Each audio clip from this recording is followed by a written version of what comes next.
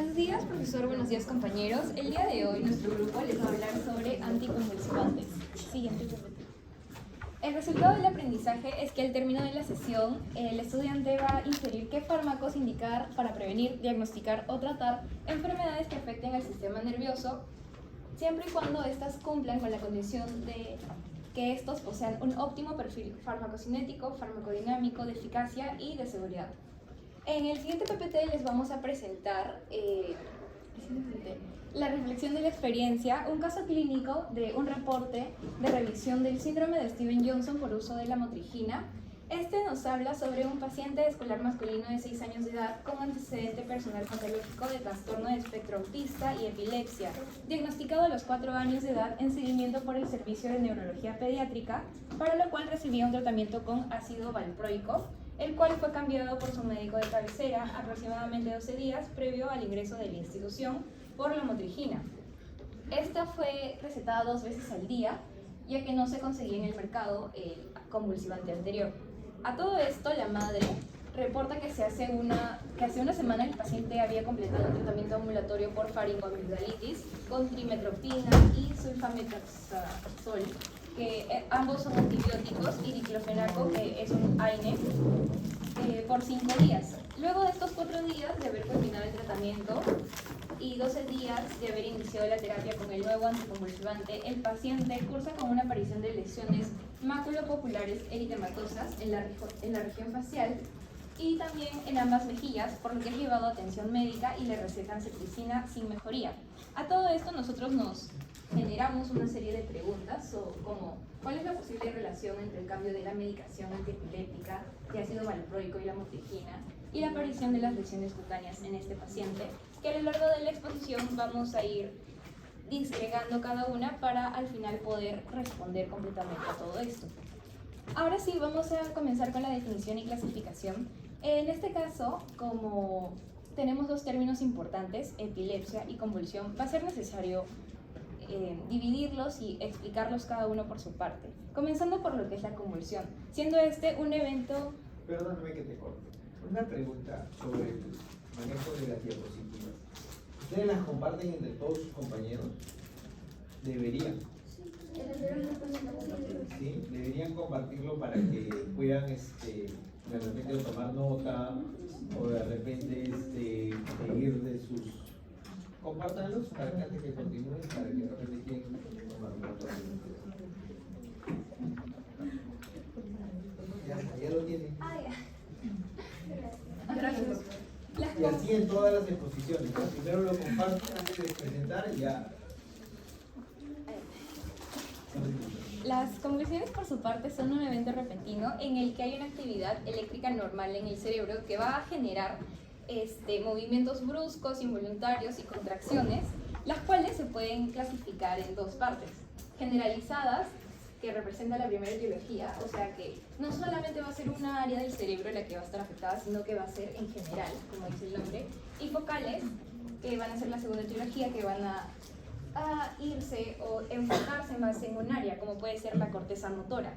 En las focales, las convulsiones focales, van a haber 3 tipos: simples, complejas y la convulsión parcial. Sobre las simples, estas, como dice el nombre sim, van a ser sin alteraciones de la conciencia y se van a caracterizar por movimientos motores, somatosensoriales y sensitivos. Sin embargo, las personas van a estar conscientes porque, como se los explicaba, al ser focales, mi corteza del área motora primaria puede estar dañada o lesionada y tener estos focos que pueden hacer que yo mueva mi dedo gordo o mueva alguna parte de mi cuerpo sin que sea... Pulgar. Mi dedo pulgar. En el caso de las complejas, como dice con alteración de la conciencia, es que sí van a tener una alteración de la conciencia. Sin embargo, los pacientes que tengan este tipo de convulsiones van a tener algún recuerdo dentro del periodo en el que se dio. Algo importante de las convulsiones a mencionar es que la mayoría de estas duran menos de 5 minutos. Y bueno, en referencia a las complejas, estas van a tener una duración de aproximadamente de 30 segundos a 2 minutos, acercándose más a los 2 minutos. Por otra parte, tenemos la convulsión parcial, que va a evolucionar a una convulsión tónico-clónica generalizada. Más adelante vamos a explicar a mayor detalle cómo son estos movimientos tónico-clónicos, pero básicamente se refieren a a una extensión tónica del cuerpo y una fase más clónica.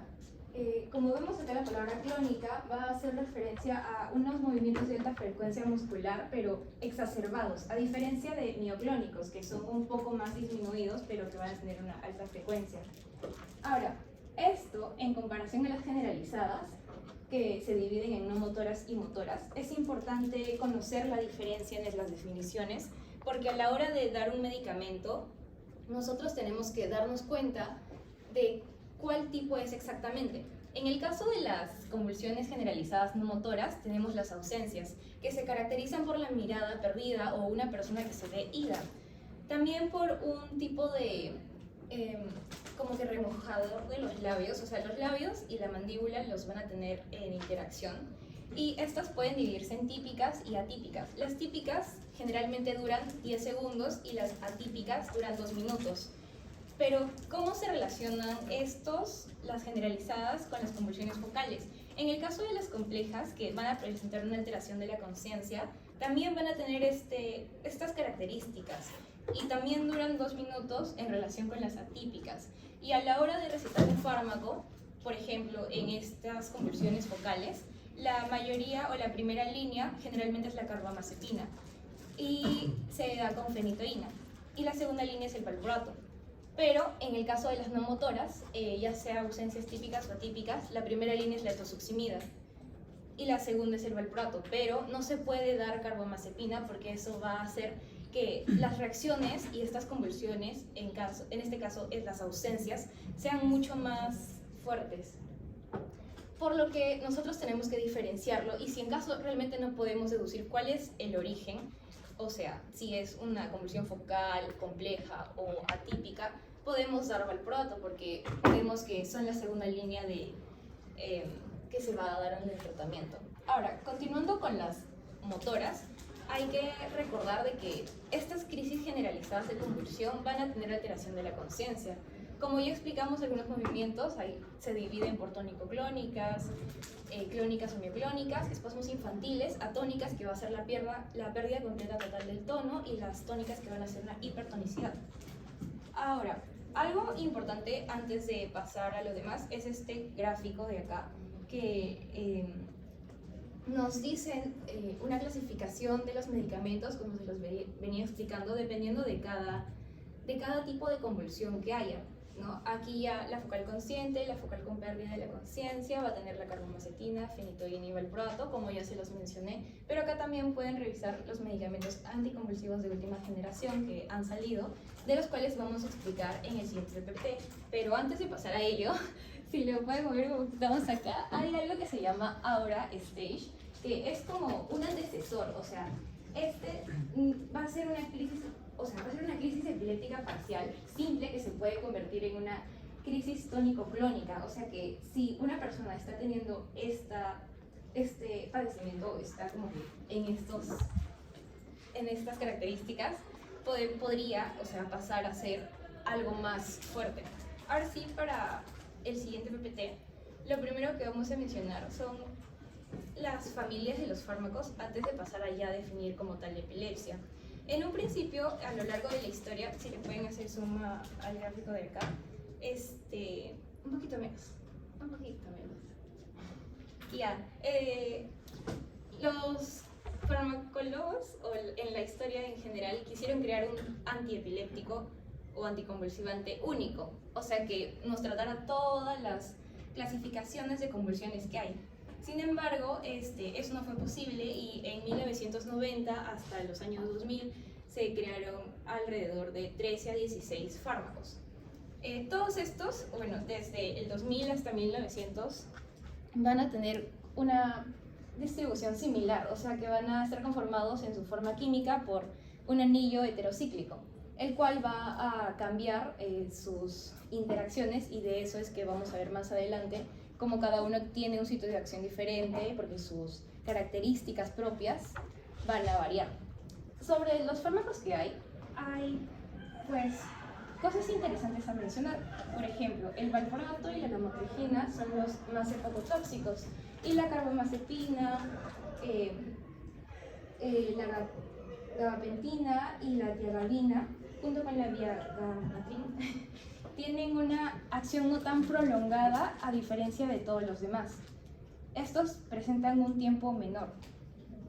Ahora sí, vamos a hablar sobre la epilepsia.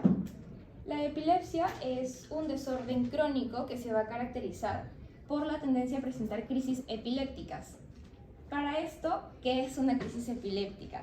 Como lo pueden ver aquí, la crisis epiléptica va a tener una hipersincronía de lo que son los grupos neuronales, o sea que estos van a ser reactivos. ¿Y qué quiere decir? Que no van a tener como que un control, sino que van a estar desorganizados, van a estar como queriendo hacer un montón de movimientos, y por eso es que de la epilepsia se va a generar una crisis epiléptica que van a ser recurrentes. O sea que para nosotros decir que una persona tiene epilepsia tiene que haber tenido por lo menos 2 epilepsias en un rango espaciado de 24 horas. ¿Por qué 24 horas? Porque hay muchas cosas que pueden desencadenar epilepsia, ya que esta no va a ser exactamente una etiología principal, sino que puede ser como una causa secundaria a diferentes enfermedades, como lo pueden ser los tumores o puede ser la fiebre extremadamente alta. Y bueno, también hay otras cosas y palabras claves a mencionar en referencia a la epilepsia, como lo es el estatus epileptogénico, que va a ser una condición resultante del fallo en el mecanismo responsable de culminar las convulsiones. En esta vamos a tener convulsiones anormalmente largas de un tiempo aproximado de 5 minutos a más, y las complicaciones a largo plazo, que van a ser 30 minutos aproximadamente.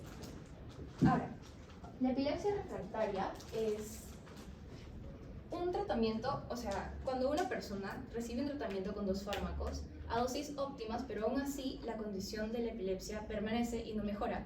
Esto suele examinarse en el periodo de 1 año y se suele ver la distancia entre los fármacos aplicados y la reducción de las crisis que puedan haber. O sea, que si yo soy una persona que tengo epilepsia y recibo un tratamiento farmacológico y yo tenía epilepsias todos los días, ya no va a ser así, sino que con la administración de estos medicamentos va a ser cada 3 semanas y se supone que con el tiempo tiene que ir disminuyéndose. Por último, el síndrome epiléptico es un desorden epiléptico que va a cursar con la presencia de signos y síntomas crónicos que van a ser recurrentes. Un ejemplo de esto es el síndrome de West, que son espasmos musculares que afectan a la cabeza, el tronco y las extremidades de un niño. También tenemos la clasificación según su etiología, que puede ser idiopática, criptogénica, sintomática y provocada. La idiopática se da en el 26% de las epilepsias refractarias que aparecen en la edad adulta y se dice que tiene un origen predominantemente genético o presuntivo. La epilepsia criptogénica aparece en un mayor porcentaje en la edad adulta y tiene más prevalencia en las convulsiones refractarias y es con un peor pronóstico quirúrgico, a diferencia de la epilepsia sintomática, que van a ser anormalidades anatómicas o patológicas graves con características clínicas. Por último, la epilepsia provocada es, como se les mencionaba a un principio, que pueden haber varios factores o varias causas que pueden provocarla y no necesariamente ser pues, de una etiología como desconocida o por descarte.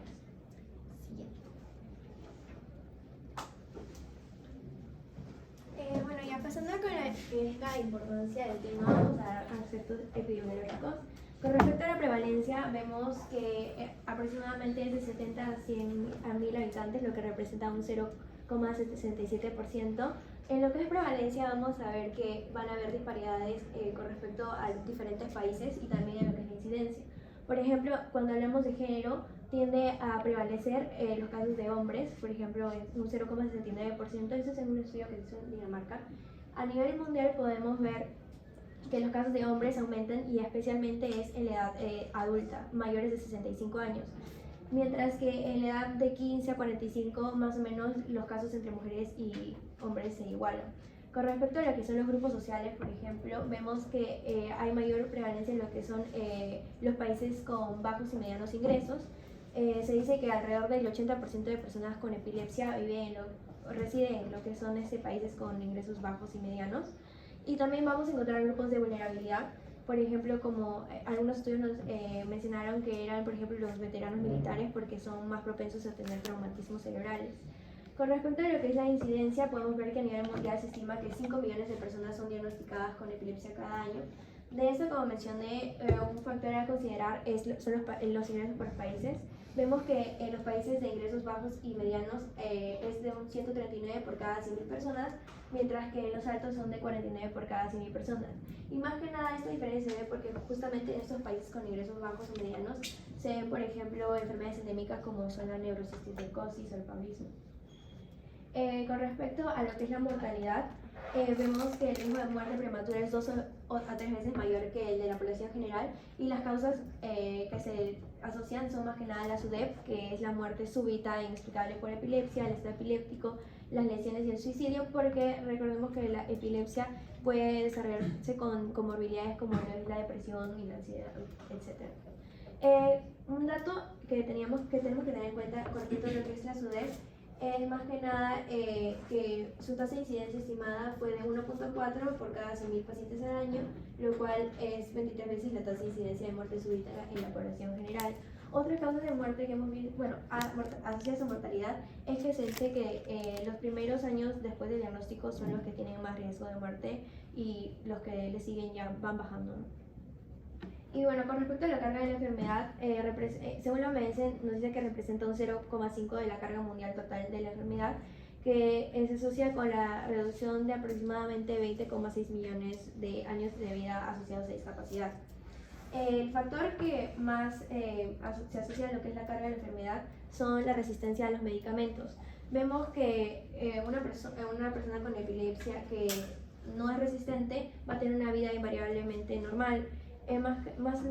Se nos menciona que más o menos el 70% de personas con epilepsia que es bien tratada puede vivir una vida normal y desarrollarse normalmente, mientras que las personas con resistencia a medicamentos pueden desarrollar más comorbilidades.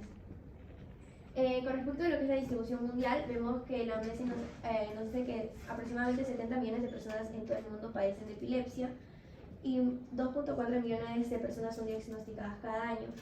El estudio más reciente que encontramos nos muestra este mapa, donde se nos muestra la prevalencia de casos por cada 100.000 personas.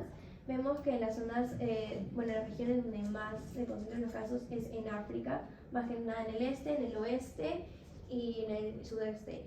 Especialmente, si vemos, el mayor es un país que se llama Botsuana. Y también vemos que en regiones como Asia Central también hay bastante prevalencia y en América Latina.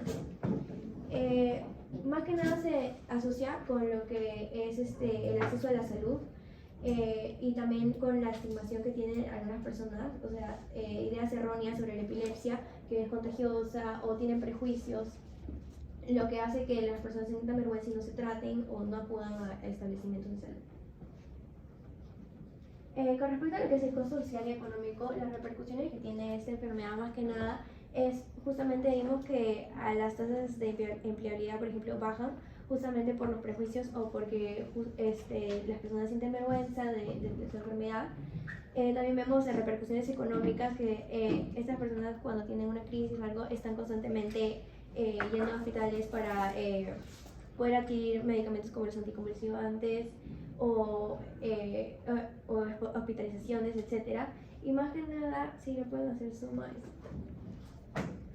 vimos un estudio que en Estados Unidos se aproxima más que aproximadamente que en una persona que sí logra controlar su enfermedad o está con un tratamiento donde controlan sus convulsiones, se gasta más que aproximadamente $13,000, mientras que una persona que no está controlada con un tratamiento adecuado llega a gastar como $9,000 más, lo que da como $23,000 al año. Con respecto a lo que es la distribución en Latinoamérica, vemos que la prevalencia es de 14.09 y 9.06 por cada 1.000 habitantes y la incidencia 1,11 por cada 1.000 personas al año. En este cuadro es muy interesante porque en los puntitos que vemos acá, los rojos nos muestran los países con bajos ingresos, los amarillos con medios bajos, los verdes con medios altos y los azules con altos. Entonces, si nos enfocamos en Latinoamérica, vemos que estudios la mayoría de estudios que encontramos son publicados en 2021, pero se han hecho en 2019. Y nos dicen que más que nada la prevalencia reside en lo que es en América Central y menos prevalencia en lo que es en América del Sur.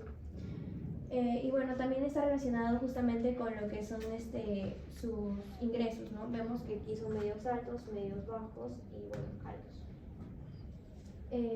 Bueno, en Latinoamérica vemos que los casos más que nada van a ser 49% de idiopáticos y 51% de etiología identificable. Y bueno, eso se atribuye también a lo que son la accesibilidad de salud, ideas culturales, etc. Y con respecto a nuestro país, podemos ver que la prevalencia va de 20 por cada 1000 personas, la frecuencia de 10.8 de cada 1000 personas con epilepsia activa. Y hemos encontrado diferentes problemas de salud pública que se dan en nuestro país. Por ejemplo, había dos estudios que encontramos, uno que decía que 24% de las personas que tenían epilepsia estaban con un tratamiento pero con dosis subterapéuticas, o sea que no hacían efecto. Otro estudio encontramos que aproximadamente 56% sí tenían las dosis recomendadas, pero que no habían pasado por un diagnóstico, por ejemplo, con pruebas de laboratorio como los electroencefalogramas, que son el estándar para esta enfermedad. Y también el acceso a la atención impedían que tengan ajuste de dosis según la necesidad del paciente, etc. En este estudio vimos que más que nada es como un indicador de los casos aproximadamente de tipos de epilepsia. Vemos que la que más abunda es la sintomática, seguida de la idiopática y luego la criptogénica. Y con el caso de población pediátrica, vemos que aquí prevalece lo que es los niños y las causas son por malformación cerebral o por epilepsia de origen desconocido.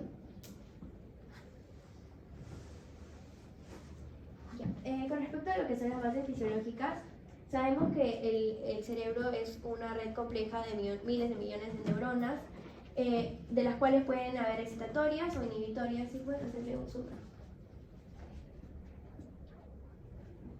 Las excitatorias estimulan a otras neuronas para lo que es actividad eléctrica, mientras que las inhibitorias suprimen la respuesta para evitar que haya una excesiva actividad eléctrica.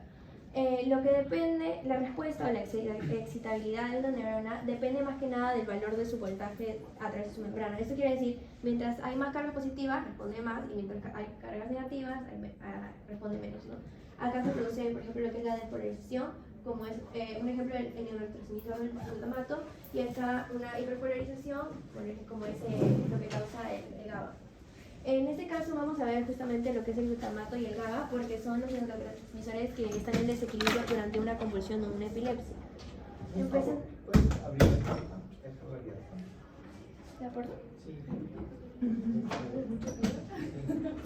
¿Por qué no prende el aire? Ah, ya, prende el aire. Ya, ciérralo, por favor.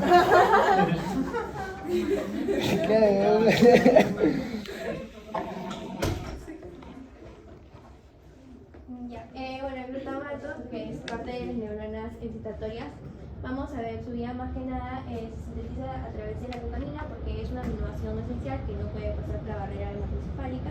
Una vez que se sintetiza mediante una enzima que es la glutaminasa, se encapsula en lo que son las vesículas. Cuando hay una polarización entre el calcio, lo que hace que se fusione con la membrana presináptica y se libere al espacio sináptico para que pueda interactuar con receptores de neuronas postsinápticas como es el AMPA o el NMDA, que son los más conocidos. En realidad, estos de acá, NMDA, AMPA y kainatos, son ionotrópicos, es decir, que funcionan con canales de iones. El NMDA, más que nada, lo que va a hacer es tener más preferencia por lo que es el calcio, pero también deja entrar el sodio y sale en caso. En lo que es el AMPA y el catiónico, más que nada abre canales de sodio y deja salir en este caso. Bueno, la diferencia que hay entre estos dos es que justamente el AMPA es como acción rápida, mientras que el NMDA es un poco más prolongado. Y bueno, como dato extra es que el glutamato puede recapturarse por transportadores de glutamato, o incluso las células gliales, como son los estrocitos, pueden volver a transformarse en glutamina mediante la glutamina sintetasa, y esto sale y puede recapturarse para reciclarse por transportadores de glutamina. Bueno, algo que también respecto es que el glutamato también tiene receptores metabotrópicos que funcionan acoplados a lo que son proteínas G.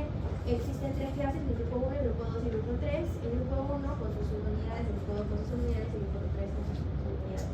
El grupo 1 más que nada es asociado a la GQ y la 2 y la 3 a la GI. O sea, este funciona con tanto a fosfolipasa C y el otro inhibiendo en anticiclasa.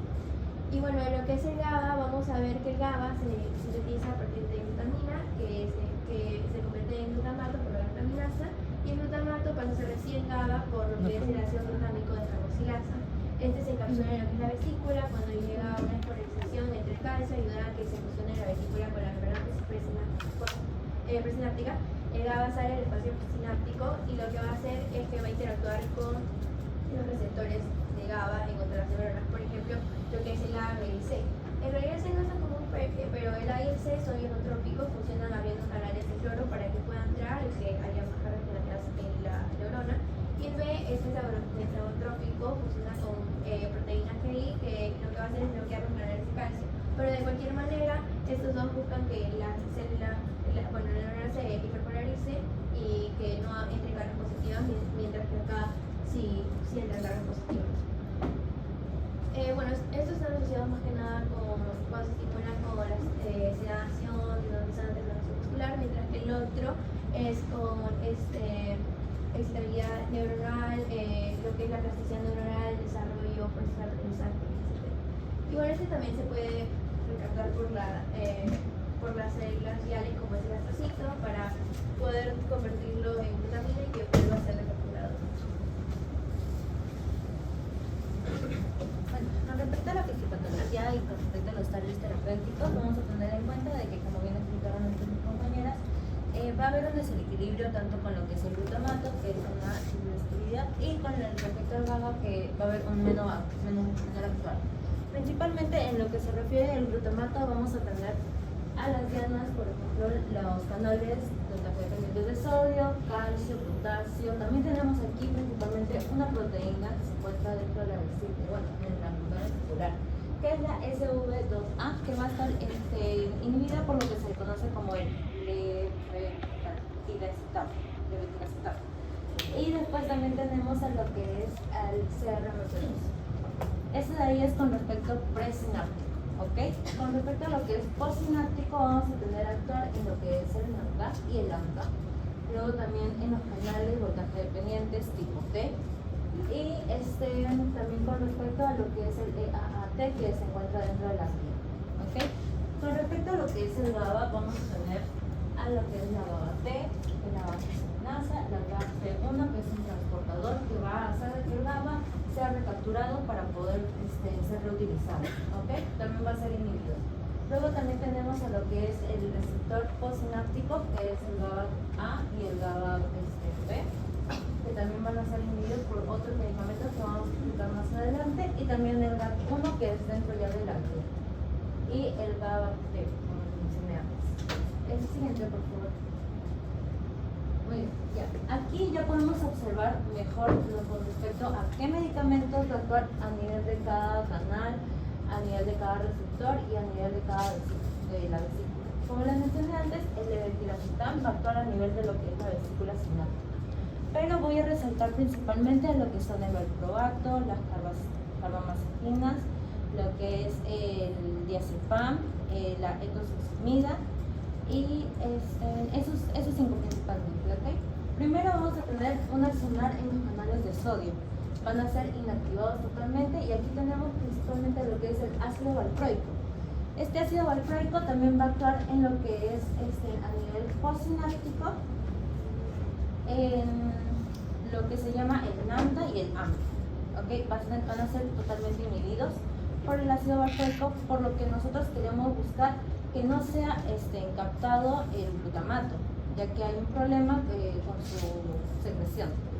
Luego también tenemos aquí la loperamida, el felbamato, la lamotrigina y la fenitoína, que es otro de los más importantes que necesitamos conocer, que también van a inhibir lo que son los canales de sodio, voltaje dependientes, es decir, van a mantener inactivos.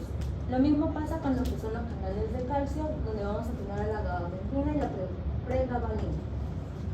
Luego también tenemos a nivel postsináptico a lo que es la etosuximida, que de aquí, al igual que el ácido valproico, son muy importantes ya que van a actuar a nivel de lo que son crisis de ausencia. Estas crisis de ausencia, para que nosotros tengamos más claro, van a tener como primera línea a lo que es el ácido valproico y como segunda línea a lo que es la etosuximida. ¿Okay? Para que ustedes más o menos lo puedan relacionar lo que es la crisis de ausencia, van a estar relacionados a lo que es los canales de calcio, por ausencia. Lo van a asociar con la C. En el caso de la etosuximida va a actuar a nivel del T y el otro va a actuar a nivel presináptico. Más o menos así para que no se puedan olvidar. ¿Okay? Luego también el ácido valproico, como les mencioné antes, tiene un efecto tanto directo como indirecto. En lo que se refiere al GABA, el ácido valproico o el valproato va a actuar a nivel de lo que es la glutamato transaminasa y la glutamato descarboxilasa. La descarboxilasa va a ser estimulada por lo que es el ácido valproico, ya que lo que nosotros queremos es producir mayor GABA. Y la glutamato transaminasa va a ser inhibida, ya que lo que nosotros queremos es de que se mantenga este GABA aquí. Por lo tanto, la transaminasa lo que hace es volverlo a meter el GABA, ¿okay? Para que sea reutilizado. Siguiente, por favor. Ya, aquí ya podemos observar con mayor detenimiento a nivel de qué van a actuar cada uno de nuestros medicamentos. Las benzodiazepinas también son muy importantes, como les mencioné, el diazepam va a actuar en lo que se refiere al receptor GABA. Va a actuar principalmente en lo que es la subunidad alfa, entre subunidad alfa y subunidad gamma. Se va a insertar ahí, no va a ser insertado en lo que es el sitio de acción, por eso se le conoce como un antagonista alostérico. ¿Okay? Luego también tenemos a lo que son los barbitúricos, que ahí tenemos principalmente lo que es la fenitoína, si no me equivoco, que va a actuar fenobarbital, que va a actuar también en lo que es la subunidad alfa del sitio de enlace GABA. ¿Okay? Luego, como les mencioné antes, la inactivación de los canales de sodio y también la inactivación de lo que son los canales de calcio, el valproato y la etosuximida. ¿Okay? Después la tiagabina también para lo que es la captación del GABA.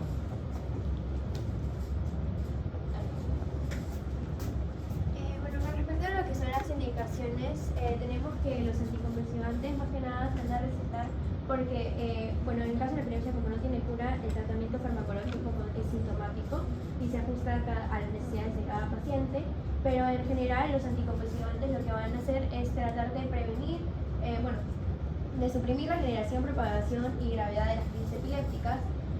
También se van a usar para prevenir la recurrencia de las convulsiones en pacientes con convulsiones recurrentes espontáneas y también para otros casos porque las convulsiones no se dan siempre por una epilepsia. Se dice que aproximadamente el 10% de la población ha sufrido una convulsión y no está relacionada con epilepsia. Y hay diferentes causas, por ejemplo, vasculares, hemorragias, traumatismos, toxicológicos, etcétera, en los que también se pueden utilizar estos anticonvulsivantes. Sí, primero vamos a ver más que nada lo que son signos y síntomas de la epilepsia, porque también tenemos que aprender a reconocerla para ver si nos estamos refiriendo a una epilepsia o otro tipo o una convulsión por otra causa. En lo que es la epilepsia va a predominar lo que son las auras, que son todos los signos y síntomas que preceden a una convulsión. Estos van a durar menos de 10 minutos, como vamos a verlo después. Más que nada vamos a ver lo que son los fenómenos de predominio motor, la distonía, que son las convulsiones involuntarias, la paresia, los automatismos, los giros, que se caracterizan por ser de un eje corporal de menos de 180, las clonías, que son como movimientos espásmicos, la postura tónica simétrica, la postura tónica unilateral, el signo del 4, que es cuando uno de los brazos está extendido y el otro está flexionado a la altura del codo. Tenemos también que algunos de estos síntomas también van a ser localizadores para ver si se trata de una crisis focal, en qué lóbulo se encuentra, etc. Por ejemplo, lo que es la desviación tónica perioral de Chapeau de Gente nos muestra más que nada cuando la persona es el puchero, y esto se refiere a lo que es el lóbulo frontal. Otros fenómenos que tenemos son las alteraciones cardíacas durante las crisis, náuseas, erección cutánea unilateral, bostezo superestal, Signos de predominio ocular en nistagmo, que es el movimiento involuntario ocular, el parpadeo unilateral, lo que son signos con componente emocional o sexual, vamos a ver que son, vamos a encontrar automatismos sexuales, genitales, sonrisa o llanto. Y en signos en la relación del lenguaje vamos a ver lenguaje crítico, la afasia, la disfasia digital, que más que nada nos referimos a la capacidad de poder, la pérdida del lenguaje, ¿no? Y la antropolalia, que son expresiones que se usan de manera involuntaria, que se caracterizan como obscenas o socialmente no están tan adecuadas, ¿no? Bueno, para ver más que nada lo que es este cuadro de... este es como un cuadro que nos muestra cómo identificar lo que es una convulsión por epilepsia o una convulsión psicógena no epiléptica. Esta, más que nada, es que simula una crisis epiléptica, pero no tiene como que la alteración excesiva eléctrica en el cerebro. Bueno, este es largo, así que los más importantes creo que son la duración. Las convulsiones epilépticas duran menos de 10 minutos, mientras que las convulsiones psicógenas no epilépticas tardan más, porque pueden deberse a distintos factores, ¿no? La ocurrencia en convulsiones mientras duerme sí sucede en la epilepsia, mientras que en el otro no. La aparición de convulsiones durante el segundo sueño no aparece en la epilepsia ni en el otro sí. Y el aura es difícil de describir en los pacientes epilépticos, mientras que en los pacientes psicógenos no epilépticos la descripción espacial que sí se acuerdan está basada en esto. Y bueno, los demás sí pueden verlo más detalladamente. Aquí tenemos como que un criterio clínico que se nos presenta cuando un paciente nos llega con una convulsión. Primero tenemos que ver si la historia sugiere que es una convulsión, porque puede tratarse también de otro diagnóstico como son los síncopes, migrañas atípicas, etc., ¿no? Si hay presencia de auras o la historia de los testigos o está relacionada con síntomas de epilepsia o convulsiones, entonces decimos que es su primera convulsión. Si es su primera convulsión, podemos pensar en desencadenantes, porque recordemos que una convulsión no es igual a epilepsia. Podemos ver que algunos desencadenantes son, por ejemplo, las medicaciones, signos de trauma, lo que son signos metabólicos, o sea, signos metabólicos por drogas, por alcohol, etc. Si vemos que sí hay un desencadenante, entonces lo que hacemos es hacer una examinación neurológica con una tomografía computarizada, pero si no, se programa una tomografía computarizada, ya sea, dependiendo del caso. Si el paciente está grave, lo programamos al momento, pero si no, puede pasar como una cita ambulatoria. Y si no es su primera vez con una convulsión, tenemos que caracterizar la convulsión, porque eso es importante para que nos dé una idea de qué tipo de crisis estamos enfrentando, y si diagnosticamos bien qué tipo de epilepsia, qué tipo de crisis de convulsiones, podemos llegar a un mejor diagnóstico y un mejor tratamiento. Para caracterizar una convulsión tenemos que ver la duración, el tiempo de inicio, si hay aura, si es parcial o generalizada, etc. Si ha sido una convulsión que se parece a anteriores que haya tenido, entonces vamos a reajustar, normalmente por un reajuste de dosis, o sea, las necesidades del paciente van cambiando. Reajustamos la dosis y ya se puede dar de alta, pero si no, podemos ver que de repente hay factores que están disminuyendo el umbral de convulsión. Por ejemplo, si tomó el medicamento con alimentos y tiene contradicciones, o sea que pierde su disponibilidad con el alimento, etc. Si no es igual que otras convulsiones que haya tenido, entonces pensamos que puede deberse a otras causas desencadenantes como las que ya mencioné. Con respecto a ya más específico en adultos, niños y embarazo, recordemos que bueno, la epilepsia no tiene cura y generalmente se relaciona con un tratamiento farmacológico sintomático. A lo que se quiere llegar idealmente es a una monoterapia, es decir, que se trate con un solo anticonvulsivante, pero el 20-30% de personas no llega a cumplir esta meta, por lo cual se tiene que ajustar, se tiene que llevar a una terapia coadyuvante, o sea, con 2 fármacos. Las indicaciones en niños, tenemos que tener en cuenta que los niños, o sea, la farmacocinética no es la misma que en un adulto, tienden a eliminar más rápido lo que es el medicamento, por lo cual tenemos que la dosis tiene que ir en función a su peso o a la superficie corporal. Y bueno, las dosis se van ajustando dependiendo de resultados en niños, periódicos, etc. Y en las indicaciones del embarazo tenemos que tener mucho cuidado, porque muchos de los anticonvulsivantes son teratógenos, o sea, atraviesan la placenta o también se excretan en la leche, lo que puede causar malformaciones en el feto o síndromes de abstinencia incluso, por lo cual como que se recomienda un asesoramiento de 1 año de anticipación de la concepción para poder ir midiendo qué fármaco es el mejor y en la dosis más baja, pero que continúe teniendo una buena eficacia, ¿no? Y bueno, obviamente el cumplimiento estricto de la madre. Bueno, en criterios laboratoriales lo que tenemos son 2 grandes categorías que nos agrupan 2 modalidades de neuroimagen. La primera es la estructural, que como su nombre lo dice, nos va a mostrar la estructura del cerebro durante una convulsión o un ataque de epilepsia. Tenemos lo que es la resonancia magnética estructural, que nos muestra la estructura del cerebro, o la imagen por tensión de difusión, que más que nada es más que nada para la planificación quirúrgica y para ver la integridad de la sustancia blanca.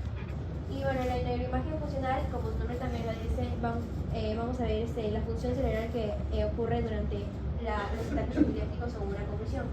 El estándar para lo que es epilepsia y la convulsión son en realidad el electroencefalograma, que es lo que vamos a ver posteriormente. Tenemos la electrografía, la tomografía por emisión de positrones y la resonancia magnética funcional. Con respecto a lo que es el electroencefalograma, vamos a ver que tiene como bandas, que son las ondas delta, zeta, alfa, beta y gamma.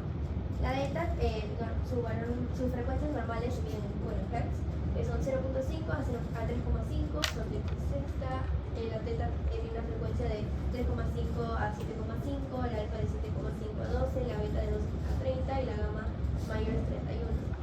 La delta más que nada está asociada con lo que es el sueño profundo, la delta está más relacionada con lo que es el sueño REM, el alfa en relajación, bienestar, lo que es el aumento de la liberación de serotonina, el beta está asociado con lo que son estados de alerta, de aprendizaje, y la gamma residen cognitivos más altos.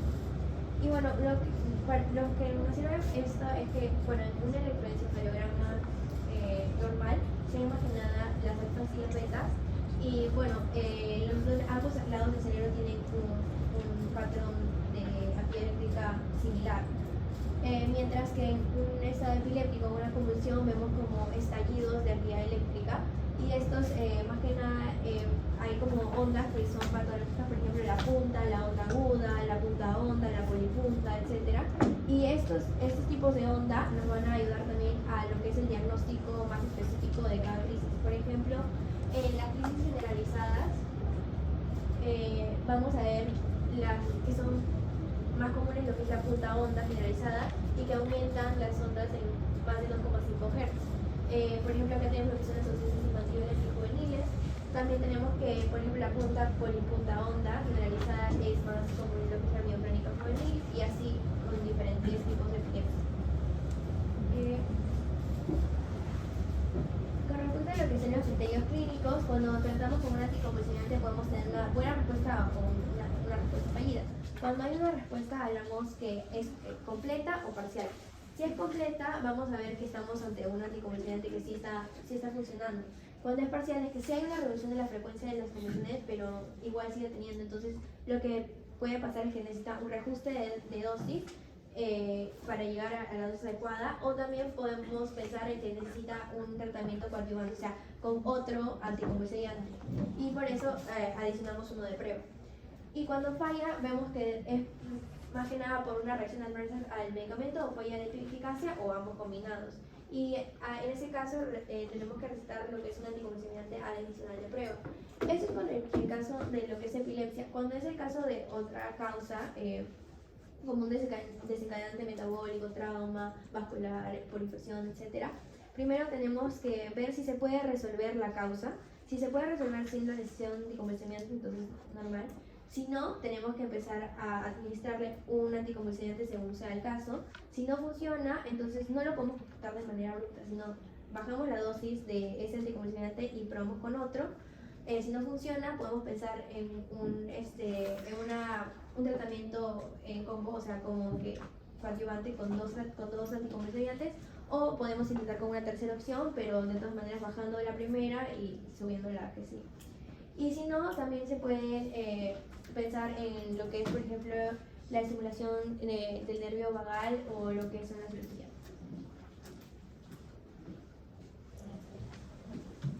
Con respecto a las líneas de tratamiento, vamos a tener principalmente a lo que es farmacológico y no farmacológico. Farmacológico, principalmente tenemos a lo que son los medicamentos como tal, que vamos a tener de primera elección, segunda elección y tercera elección. Además de que vamos a tener en cuenta el efecto clínico de cada medicamento para cada crisis o para cada estado. ¿Ok? Primero vamos a explicar lo que son de primera elección, ¿ok? Para lo que es una crisis simple. Tenemos lo que es la carbamazepina y la oxcarbamazepina. Y por último tenemos a la segunda elección, la lamotrigina. Pero no contamos con una tercera elección, ya que entre primera elección y segunda elección, varios estudios han demostrado de que generalmente tiende a ser efectiva. Con respecto a las complejas, también tenemos a la carbamazepina y la oxcarbamazepina y la lamotrigina, al igual que en la simple. Con respecto a los tónicos crónicos, ausencias y espasmos infantiles, como primera elección siempre vamos a tener a lo que es el ácido valproico. ¿Ya? Pero este ácido valproico hay que tener en cuenta de que es un tanto citotóxico, como bien mencionaron mis compañeras, va a afectar principalmente a lo que es el hígado. Además de que hay que tener en cuenta de que este de aquí no se puede juntar con otro medicamento más, a menos de que sea ya a un extremo necesario. Por ejemplo, por darlo así, el ácido valproico, como tiene una actividad de no inductor o bueno, inhibidor de lo que es el CYP450, no podríamos juntarlo, por ejemplo, con lo que es la carbamazepina, que es ya de otra síndrome, pero pongamos por ejemplo, la carbamazepina va a actuar, bueno, es un profármaco que ingresa inactivo, pero dentro del cuerpo con el CYP450, específicamente con el CYP3A4, va a ser activado lo que es la carbamazepina 10,11 etoxicida, algo así, más o menos así. Pero más o menos para que me entiendan, por ejemplo, el ácido valproico se le suma la carbamazepina, no va a tener ningún efecto deseado, ya que esto de aquí no se va a activar y simplemente va a ser desechado. En segunda elección vamos a tener a lo que es la carbamazepina en los tónicos clónicos. En ausencia es la etozoximida y en tónico clónico en tercera elección, también como extremo ya, se considera lo que es el topiramato y el fenobarbital. En los espasmos infantiles simplemente tenemos al ácido valproico y en los estatus epilépticos a lo que es el diazepam, a la fenitoína como segunda elección y también tenemos al lorazepam, pero es 2/4 miligramos. Con respecto a las epilepsias, las convulsiones espontáneas recurrentes, vamos a tener un tratamiento crónico oral principalmente para prevenir lo que son la recurrencia de la misma epilepsia, ¿okay? de las convulsiones recurrentes. En el estatus epiléptico vamos a tener un tratamiento de rescate por el cual vamos a administrar principalmente la intravenosa, lo que son las benzodiazepinas. La epilepsia neonatal va a ser también por vía intravenosa con el fenobarbital y la epilepsia febril ya es en caso hay más de 5 minutos, va a ser intravenosa igual con las benzodiazepinas. Por último tenemos al trastornos psiquiátricos y lo que son conocidos como los dolores crónicos, que son ya los trastornos bipolar, depresión, ansiedad, etcétera, que van a ser tratados con lo que es medicamentos orales agudos o crónicos. Okay. ¿Había uno más adelante? ¿No? No, ya. Pásame. Ya. Vamos a tener, cuando ya es una línea de tiempo con distintas fases, principalmente tenemos la fase de estabilización, terapia inicial, segunda terapia y tercera terapia. Esto de aquí va a ser aplicado ya como en el departamento de emergencia, ya es dado en el hospital, por lo que son ya algunas veces las convulsiones o las crisis epilépticas van a ser totalmente recurrentes en el paciente. En primer estado vamos a contarlo de 0 a 5 minutos después de que haya sufrido la crisis. ¿Okay? Vamos a revisar lo que es la vía aérea, la ventilación, la circulación. Vamos a realizar algunas pruebas laboratoriales, ya que como bien mencionamos al inicio, no siempre las convulsiones o las crisis van a ser dadas por simplemente de la nada, sino que van a tener otra causa, ya sea por alguna alguna afectación neurológica o por algún medicamento. Y luego también tenemos que administrar por vía intravenosa la tiamina seguido de destroza. En caso la crisis vaya a continuar luego de esta primera fase, vamos a observar la fase de terapia inicial, que es ya dentro de lo que son 5 a 20 minutos. Que vamos a administrar lo que son las benzodiazepinas. Principalmente lo que tenemos es el midazolam, el lorazepam, diazepam, fenobarbital, y también tenemos lo que es el diazepam, pero por medio rectal. ¿Sí? Y no hay una específica elección de alguno de estos, pero es dependiendo lo que nos den las pruebas laboratoriales. Ya, gracias. Lo que nos den las pruebas para poder elegir qué tipo de medicamento vamos a administrarle al paciente. En caso la crisis vaya a seguir continuando, ya entramos a lo que es la fase segunda, la fase 2 de terapia. También en este caso no hay una evidencia para poder seguir, como tal, algunos de estos medicamentos, pero vamos a administrar simplemente fenitolma, el ácido valproico, el levetiracetam y el fenobarbital. Este de aquí va a ser el levetiracetam, va a ser administrado por vía intravenosa y el fenobarbital igual. En caso la crisis siga continuando, ya entramos a lo que es la fase 3, donde ya se cuenta de 40 a 60 minutos. En esta fase, igual que en las anteriores, no vamos a tener una evidencia clara para poder guiar en la terapia, sino que vamos a tener que ir teniendo en cuenta lo que es lo que han observado entre la fase de terapia inicial y la fase de segunda terapia, ¿ok?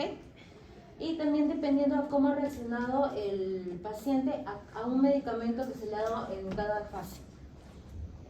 Vamos a administrar lo que es el midazolam, va a ser o propofol infusión o el pentobarbital infusión también. Sí. Ya, ahora llegamos a lo que es no farmacológico.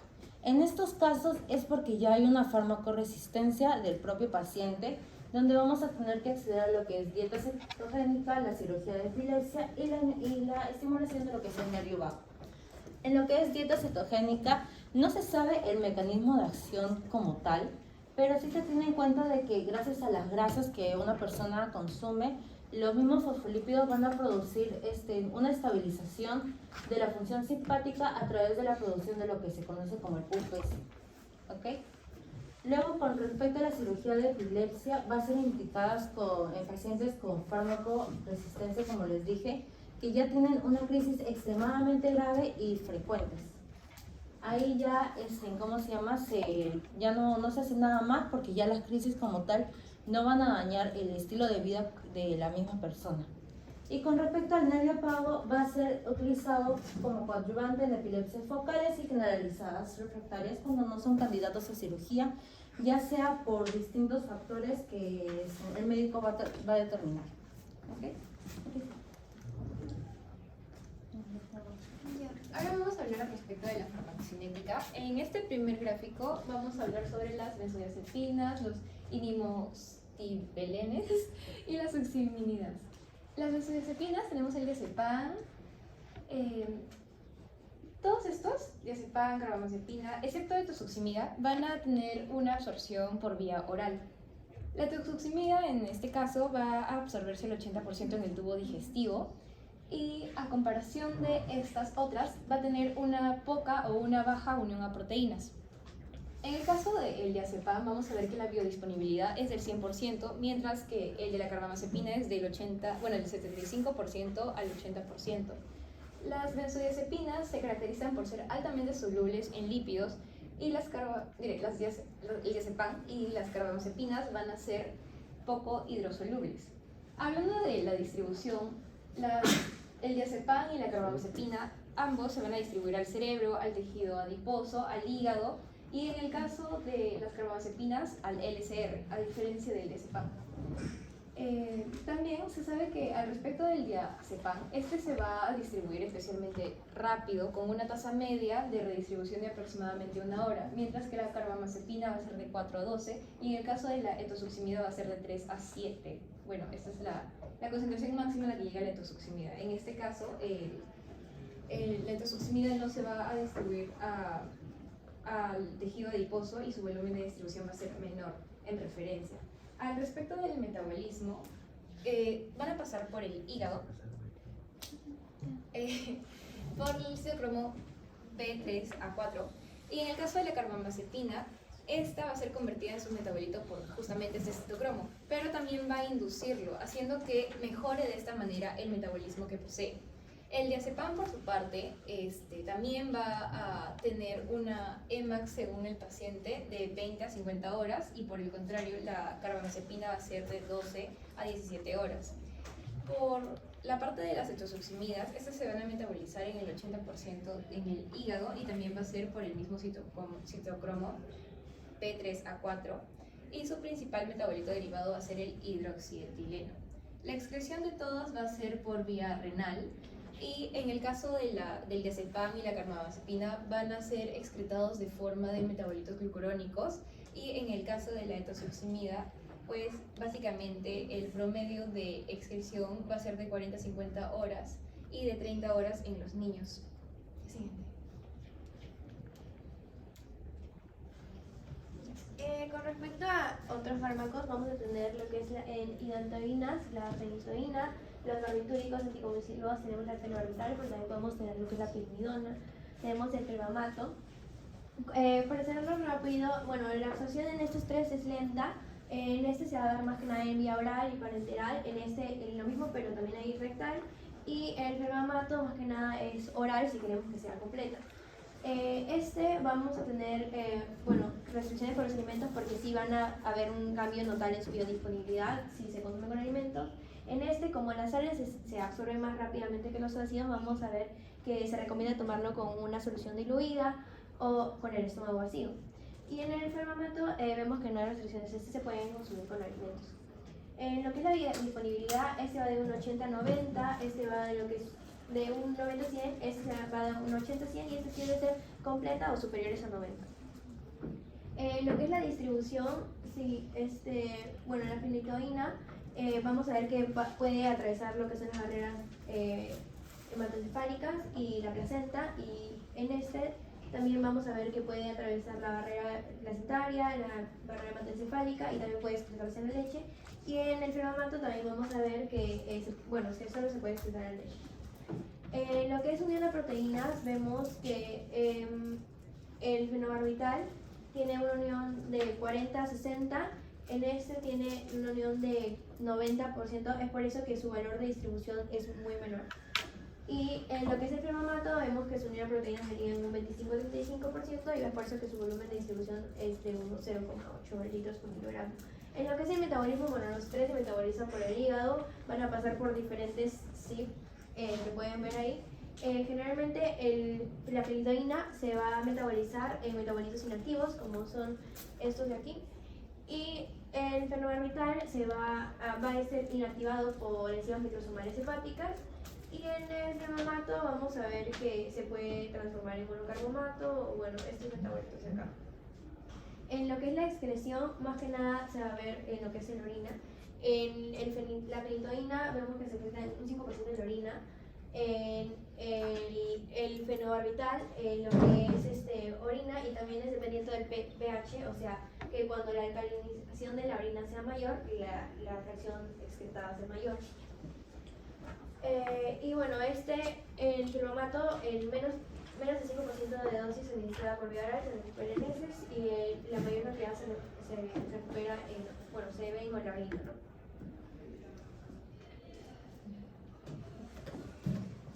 Bueno, con respecto a la tiagabina, la levetiracetam y el valproato van a ser administrados tanto por vía oral, y va a ser metabolizado casi en su totalidad, ¿ok? Por lo que vamos a observar una biodisponibilidad, por ejemplo, en la tiagabina de un 90%. En el levetiracetam vamos a observar casi del 100%. Y el valproato vamos a variar dentro del 81 al 90%. En caso de lo que en la tiagabina, vamos a encontrar de que con alimentos va a ser mejor absorbida. El levetiracetam va a ser su pico plasmático va a alcanzar dentro de lo que es el 0,6 a 1,3 horas, va a alcanzar el máximo. Y en lo que es el valproato, va a ser mejor absorbido en lo que es el TGI. ¿Okay? La distribución de la tiamina tiene mucha afinidad a lo que son las proteínas flemáticas, principalmente lo que es la albúmina sérica y la lipoproteína ácido A1. Y va a estar distribuido por lo que es cerebro, hígado y riñones. Con respecto al levetiracetam y el valproato, van a atravesar lo que se conoce como la barrera hematoencefálica y van a ser bien distribuidos en lo que son los tejidos. Además de que, por ejemplo, el levetiracetam va a atravesar además lo que son va a pasar también a lo que son riñones, hígado y cerebro. El metabolismo, principalmente en la tiamina, va a pasar por una oxidación como una glucuronización y va a estar más identificado como un metabolito un tanto medio inactivo. En el caso del LED también va a sufrir un metabolismo mínimo con el que va a también encontrarse en una forma inactiva dentro de un 24% conocida como UCBR057 y no es metabolizado en lo que es va a ser metabolizado en alrededor de lo que es el tiempo de vida medio de 6 a 8 horas. Y por último, el valproato va a ser metabolizado también a nivel hepático por conjugación con el ácido glucurínico y beta y omega oxidación. Van a darnos principalmente dos metabolitos importantes, que es el ácido 2-propil 2-pentanoico y el ácido 2-propil 3-oxipentanoico. Por último, con respecto a su excreción, en el caso de la tiamina, principalmente se va a excretar del 25% en orina y el 63% en lo que son las heces. Y un 2% va a ser excretado totalmente sin cambios. En el caso del levetiracetam, va a ser excretado por vía renal en un 99% en lo que es la orina. Y en el valproato también igual va a ser excretado por vía renal. Bueno, al respecto de la farmacodinámica, vamos a tener al diazepam, diazepam, carbamazepina y etosuximida. En el caso de las benzodiazepinas van a inhibir el impulso nervioso, la carbamazepina va a bloquear los canales de sodio y la etosuximida va a bloquear los canales de calcio tipo T. El mecanismo y modo de acción de efecto es de que en el caso de la diazepina, del diazepam, que es una benzodiazepina, va a tener una acción altamente específica sobre la unidad 2-gamma. La carbamazepina va a tener una fuente de inducción de enzimas y va a tener algunos riesgos relacionados. Y la etosuximida es que se cree que con estos canales de calcio se puede participar en la generación de un ritmo en las tres impulsos que son seguidos en las neuronas de transmisión. La potencia en el caso del diazepam es alta, de la carbamazepina es moderada y la etosuximida con el alcohol va a tener una potencia de efectos más depresores centrales. Con el ácido valproico aumenta el riesgo de toxicidad y también puede disminuir la concentración justamente en una administración conjunta del ácido valproico. Al respecto de la eficacia, bueno, cada uno cumple con su función y tiene más adelante en seguridad, vamos a ver algunas interacciones. El inicio máximo de acción de la diazepam es de 4 a 5 minutos, su pico máximo es de 30 a 90 y en el caso del efecto máximo de la carbamazepina es de 4 a 5 horas con su pico. La etosuximida, las concentraciones máximas es de 4 a 100 y es alrededor de 3 a 7 horas. El efecto de duración del diazepam es de 30 a 60, el de la carbamazepina es de 36 y de la etosuximida es de una semivida de 24 horas. Acá pueden ver las dosis y los rangos terapéuticos a mayor detalle. Y la regulación de estos es de que más adelante en seguridad vamos a hablar sobre cada uno específicamente, pero tienen diferentes interacciones, ¿no? Por ejemplo, la carbamazepina tiene buena tolerancia, pero empeora las convulsiones por suspensión como un efecto rebote.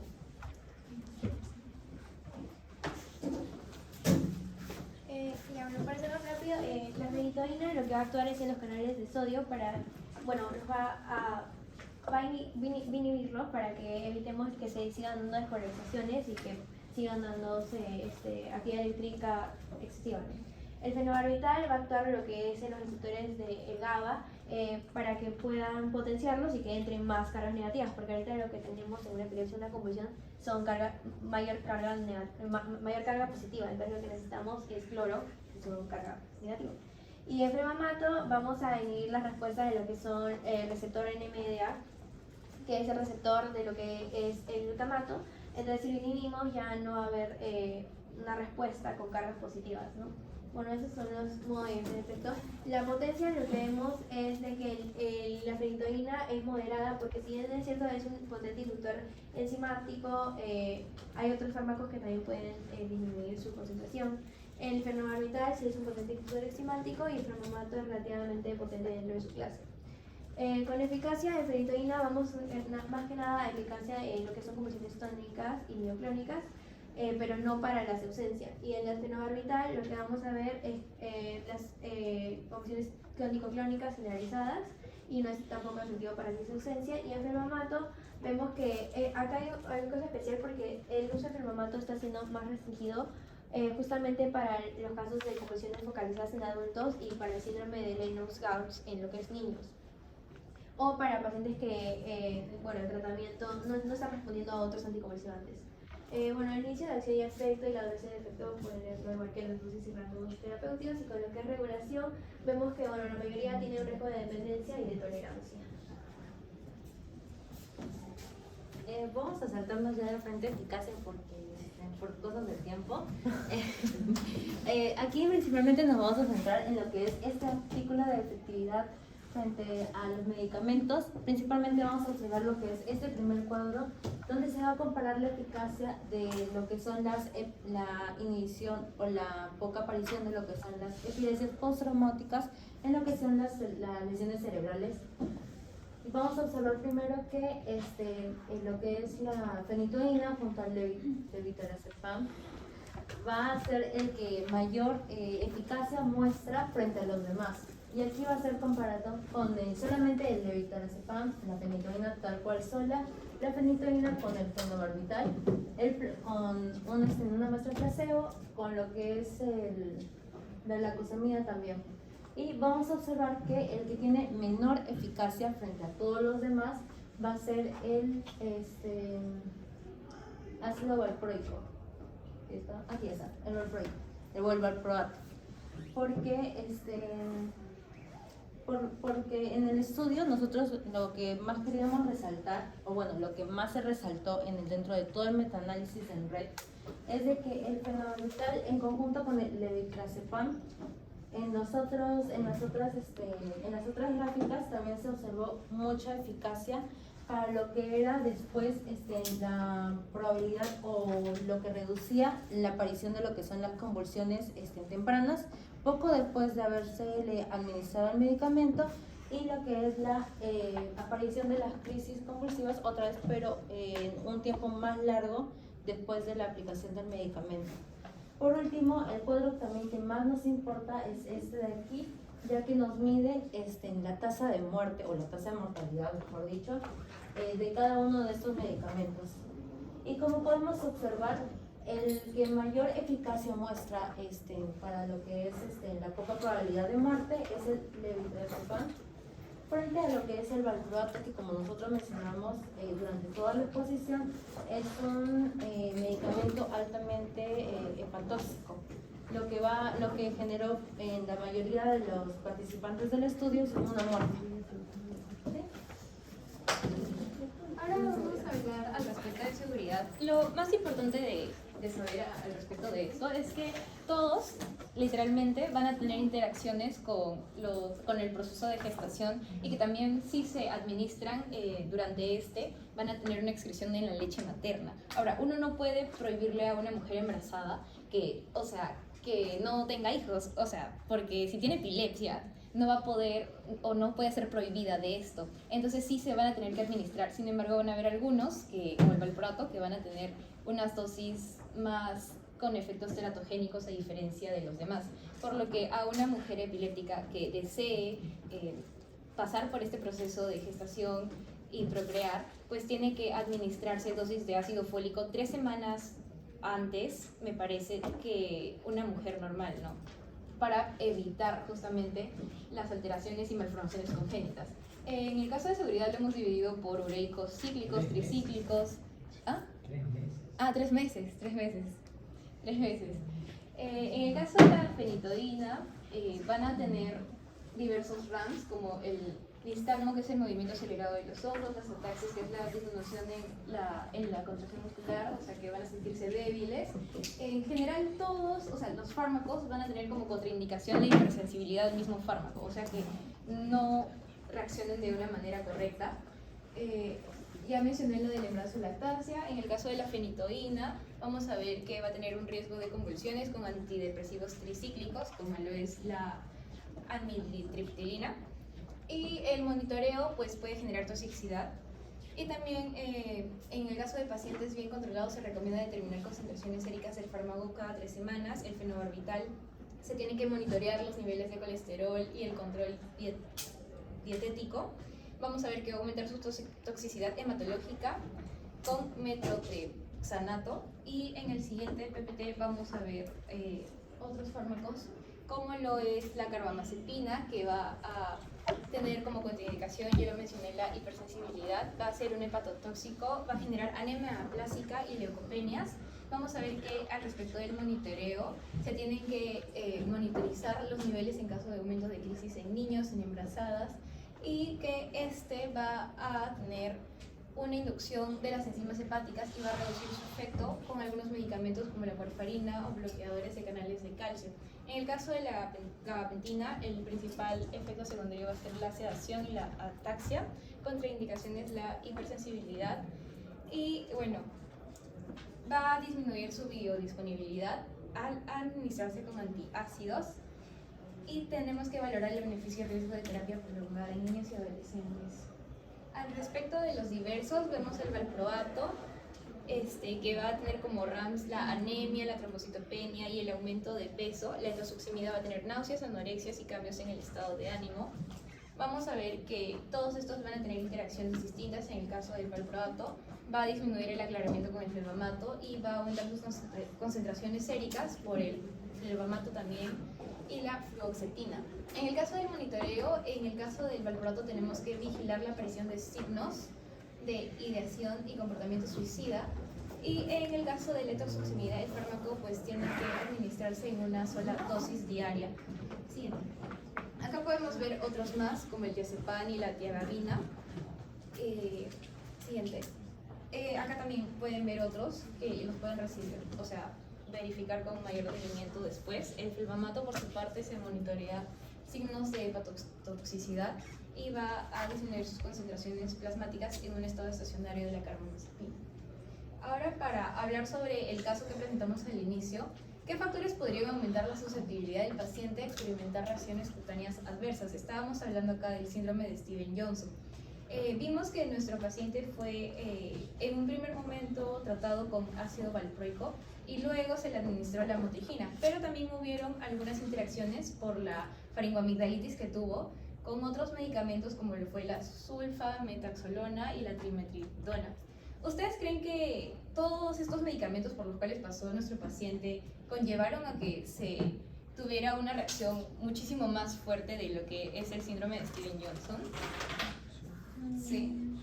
Claro, nosotros en nuestra búsqueda estuvimos viendo varias cosas. Lo que pasa es que nuestro paciente tenía un trastorno autista y encontramos que no se debían utilizar estos tratamientos con antiepilépticos en estos casos. Sin embargo, nuestro paciente al recibir tantos fármacos y tener una intervención como aditiva por antibióticos como estos que estuvieron relacionados también con el síndrome de Stevens-Johnson, vimos que logró desarrollar la reacción cutánea. En estos gráficos de acá, si le pueden dar zoom, vemos de que es un estudio retrospectivo de la lamotrigina en pacientes y las edades. Este gráfico nos muestra eso. Estos son los casos referenciales y vemos que varía entre niños y va incrementando su porcentaje de aparición en más jóvenes a la edad de 17. En el cuadro de abajo podemos ver los días que tomó el tiempo de desarrollo, o sea, de aparición del síndrome. Vemos que 10 a 19 días es como que el punto más alto y nuestro paciente lo desarrolló en el día 12. Por el otro lado hay un gráfico en el cual, bueno, la cuestión es de que la lamotrigina sí hizo que tuviera el síndrome de Stevens-Johnson. Y acá vemos a nuestra droga interactuando con linfocitos T citotóxicos, liberando y generando todo eso.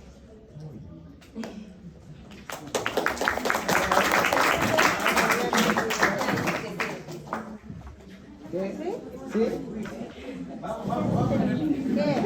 El último en integrarse al quiz pierde. Pierde punto.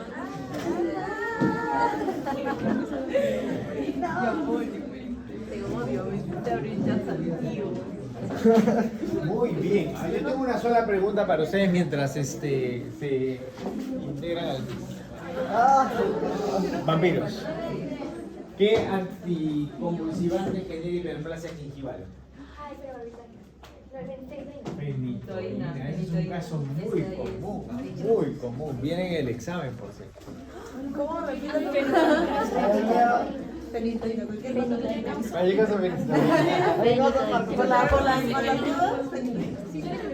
¿Ya, listo?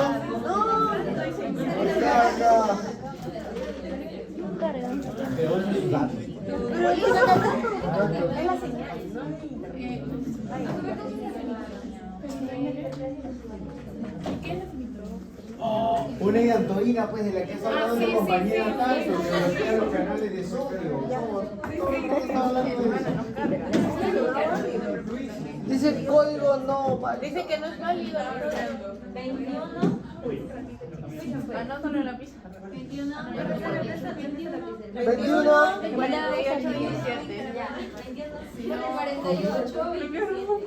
28.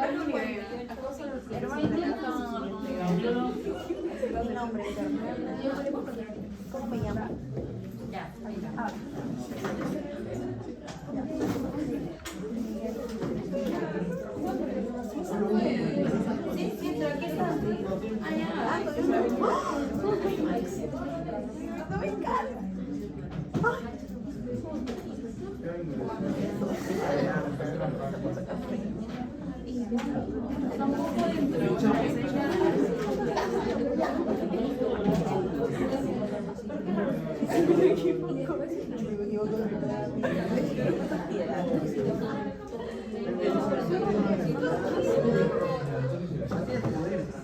Yo no salgo.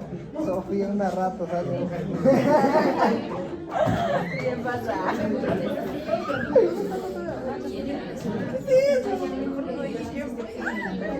Oye, no salgo, no me salgo. Una basura, ¿Listo? Nos ayudamos, ¿ah? 20 nomás, ya. Ya. Me manda la captura de quienes están participando. Ya. Para todos igual premio, ¿no? ¿Sí o no? Casi eso. Ah, por asistir. Ya, listo. 3, 2. Ya, lanza. Vamos. 4, 3, 2, 1. No me caga la boca. Ya, vamos. Ah, ya están trabajando. Son diferentes. No me combinar, ya, vamos. Ciérralo ya. No,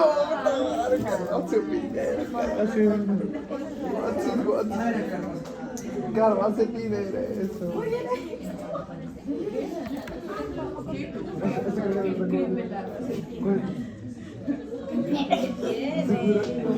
Oye.